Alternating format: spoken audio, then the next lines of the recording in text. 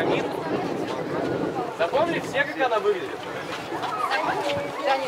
Посмотрите внимательно, может даже сфотографировать. Вот, так, запомнили, как выглядит пирамидка, сделали полшага назад, пожалуйста. И будем собрать из вот таких вот деталей. Приступайте.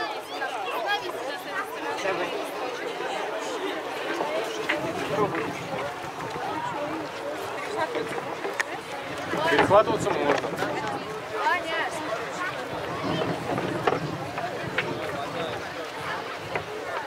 Пальцем не помогает.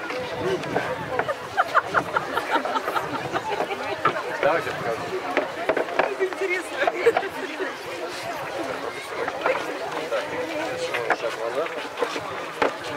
Здесь у нас экспонат, который называется «Почувствуй себя роботом». Демонстрирует он то, насколько уникальна мелкая моторика рук человека. И сейчас, как сложно создать робота, который бы ее в точности копировал.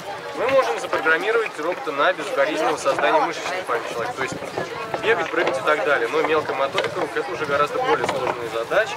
Даже элементарно, дело в том, что мы всех она у нас развита абсолютно по-разному, и даже шнурки мы завязываем все по-разному.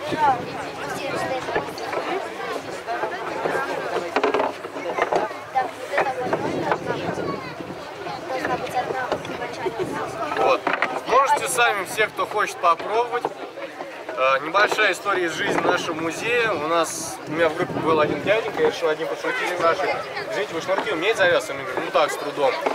Я говорю: ну, может быть, попробуйте, у вас получится. Я не успел сказать даже и 5 слов, когда он мне говорит: ну я все закончил, смотрю, реально шнурки завязаны. У меня был только один вопрос: как? Я говорю: ну все просто, я хирург. Вот. Так что вы можете тоже попробовать. Ну да, вы не хирурги, я это уже понял.